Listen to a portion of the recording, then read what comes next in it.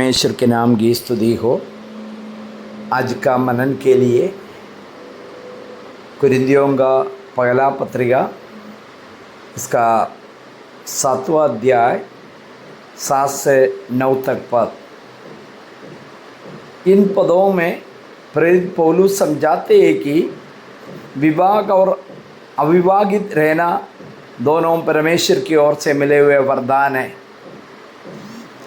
वह सलाह देते हैं कि यदि कोई व्यक्ति अपने वासना या शारीरिक इच्छा पर नियंत्रण नहीं रख सकता है तो उसके लिए विवाह करना पाप में गिरने से कहीं बेहतर है।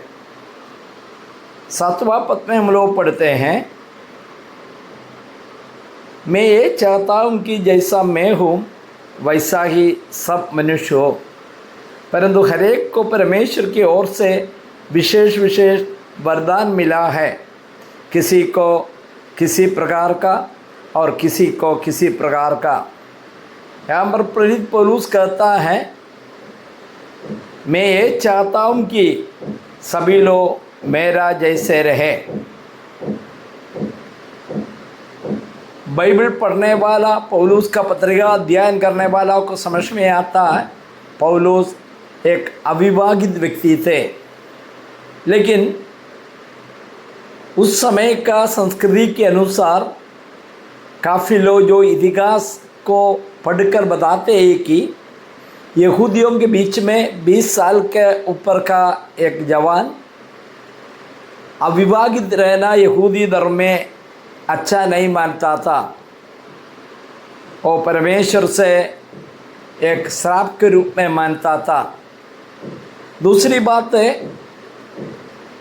पौलुस जो 70 लोगों का जो संघटन है, जो भारत का जरीदी में कहा जाए पार्लियामेंट है, उस सदस्यों में एक सदस्य था। उस संगठन में मेंबर होने के लिए विवाह जरूरी था। उसके बारे में मुझे ज़्यादा आइडिया नहीं है, लेकिन काफ़ी लोगों का विचार हमने देखा है। तो इसके अनुसार पौलुस पहले विवाहित हो सकता होगा, बाद में जो प्रभु में आया उनकी पत्नी शायद पसंद नहीं हुआ, पौलुस जो ईसाई बन गए उसके लिए छोड़कर चले गए क्या, या उसका मृत्यु हुआ। लेकिन जब तक बाइबल में यह सब जिक्र नहीं किया है, हम यही मानना है कि पौलुस अविवाहित थे, ये हम लोग को अंगीकार करना। इसलिए पौलुस ने कहते हैं, मेरा जैसे अविवाहित रहना अच्छा है। पौलुस की एक इच्छा प्रकट कर रहा, हर एक कोई उनकी तरह जो सिंगल रहे, उसके अनुसार अविवाहित लोग बिना किसी पारिवारिक जिम्मेवारी का अपना पूरा जीवन और समय परमेश्वर की सेवा में लगा सकता है।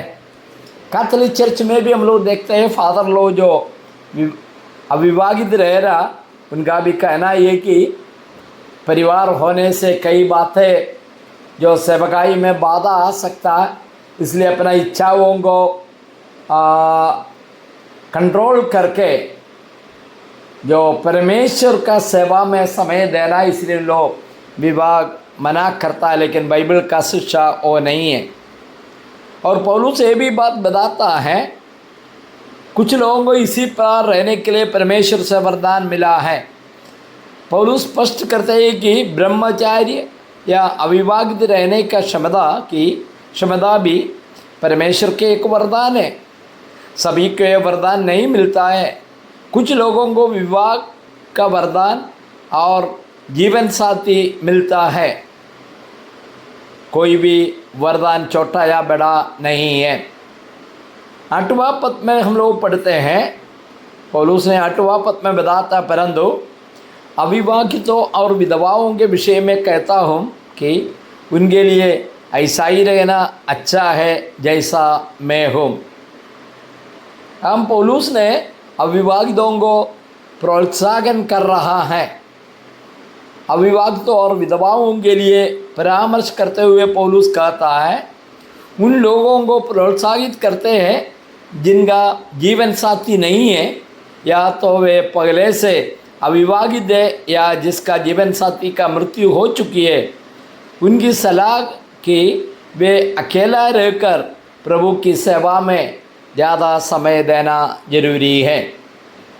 इसके बाद में जो 9वां पद बहुत महत्वपूर्ण पद है, वो 9वां पद में बताता है कि परंतु यदि वे स्वयं न कर सके तो विवाह करे, क्योंकि विवाह करना कामातुर रहने से भला है। ये महत्वपूर्ण बात है। विवाह या अविवाहित रहना ही मुख्य बात नहीं है। इनका विषय क्या है? आत्मनियंत्रण और जो प्रभु के लिए सेवा में जो कंट्रोल रखना जरूरी है। पौलुस एक व्यवहारिक वास्तविकता को स्वीकार करते हैं कि यदि किसी व्यक्ति में शारीरिक इच्छा या वासना को रोकने का संयम या सेल्फ कंट्रोल नहीं है तो उसे अपनी पवित्रता खोने या पाप में गिरने का बजाय विवाह कर लेना चाहिए। विवाह एक पवित्र मार्ग है। वासना में जलते रहना, कामातुर रहने के तनाव और पाप में पड़ने से बगतर की व्यक्ति विवाह के पवित्र बंधन में बांधा जाए, यही पौलुस का सलाह है।